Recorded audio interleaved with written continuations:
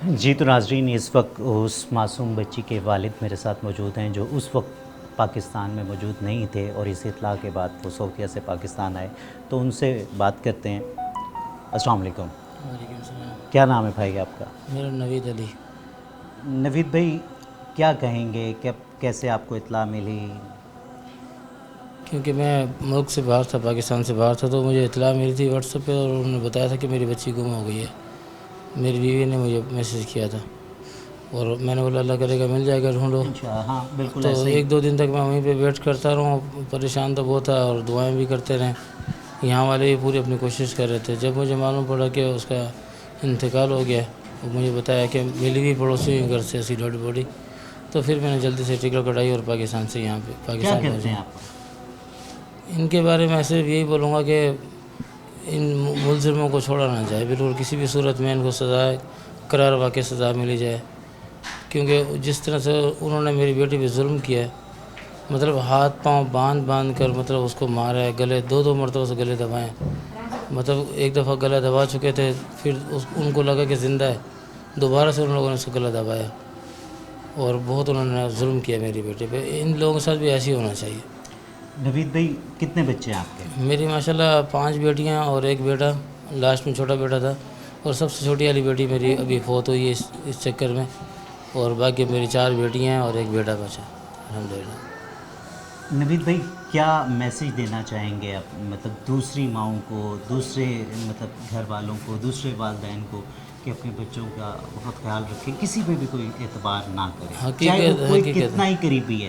बल्कि आजकल तो ये कहेंगे कि मतलब अपने रिश्तेदारों पे भी एतबार ना करें, अपने बच्चों के मामले में सिर्फ उनकी निगरानी अपने सामने ही कीजिए। जी जी बिल्कुल, मैं इस बारे में यही बोलूँगा सब लोगों से कि कसम से मैं ख़ुद भी लोगों की वीडियो देखता था, तो मैं बोलता हमारे साथ ऐसा वाक़या नहीं होगा, कि मैं घर पे फ़ोन करके इनको बोलता रहता था कि एहतियात करो, बच्चों को बाहर ना जाने दो, ख्याल करो। मगर इतना करीबी मतलब पड़ोस में रहना, और फिर वो भी मतलब किराएदार नहीं थे, उनको खुद का घर था। मतलब कोई किराएदार होता तो बंदा बोलता कि आए थे चले गए, चले गए। इनको खुद का घर था और भरोसे में लेके उन्होंने किया, खाना पीना तक इकट्ठा जिनका हो।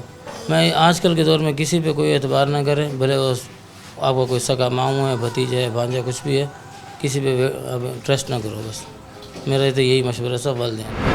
ये कितने अरसे से आप, मतलब आपकी मोहल्लेदार नहीं है? 4 साल से 4 साल रहती से थी। आपके साथ रह रही थी, आपके साथ बहुत प्यार मोहब्बत का एक रिश्ता बनाया, आपके बच्चों से काफ़ी प्यार करती थी, मतलब उस बच्ची के अलावा भी दूसरे बच्चों से भी काफ़ी उनसीयत थी सब और बच्चे बच्चों भी मानूस थे उसके। सब बच्चों से इतना प्यार करती थी जैसे एक सखी बहन प्यार करती है, ऐसे प्यार करती थी। हमारा छोटा बेटा है ना, वो जो बच्ची इन्होंने वो किया, उस बच्चे से तो ऐसे प्यार करती थी कि शायद बच्चा पैदा ही उसी ने किया है। हमारे बच्चे से ऐसा प्यार करती थी वो, हर चीज़, पैसे देना, 24 घंटे हमारे बच्चे को अपने पास रखना। अपनी अम्मी के घर तक वो लेके जाती थी इस बच्चे को, कि हमने भी उस पर इतना भरोसा किया हुआ था कि हमारे घर जब 24 घंटे रहती थी, कि हम लोगों ने कभी भी ऐसा नहीं सोचा था कि वो ऐसा वाक़या कर जाएगी हमारे साथ। कि बहुत ही उससे प्यार था हमारा, कि हमारे घर जो भी कोई आता था ना बाहर से, तो वो यही सोचता था कि शायद इनके घर के मेंबर है वो। कितना उसने प्यार दिया था।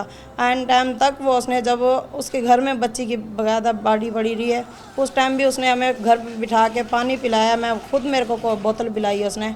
हमारे जो छोटे बेटे को प्यार दिया हुआ, उसको वहाँ बैठ के उसने केक खिलाया मेरे सामने। दूसरे दिन हमें बाड़ी मिल रही है, उससे एक दिन पहले पुलिस वालों को हमें सबको बिठा के वहाँ पे पानी पिलाया उसने। बोलती मैं ऐसी नहीं हूँ, हालांकि मैंने खुद उससे मोबाइल भी बरामद किया है। मोबाइल जो लड़का दिया, उस लड़के का नंबर लेके बकायदा मैंने बोला उन लड़के को बुला के दो, जब तूने कोक की बोतल हमारी बेटी को पिलाई थी वो लड़का कहाँ था। बोलती वो लड़का वो जा चुका था, उनके बयान नहीं मिल रहे थे।